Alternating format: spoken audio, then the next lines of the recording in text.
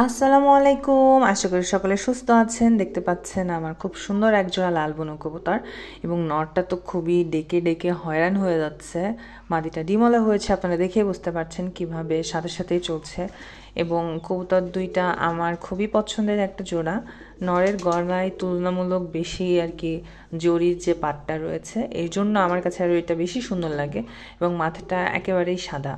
তো সুন্দর একটা কাটিং আছে, মনে হয় যে দাড়ি সুন্দর করে কাটলে যেমন লাগে না, একে ঠিক ওরকমই লাগে আমার কাছে।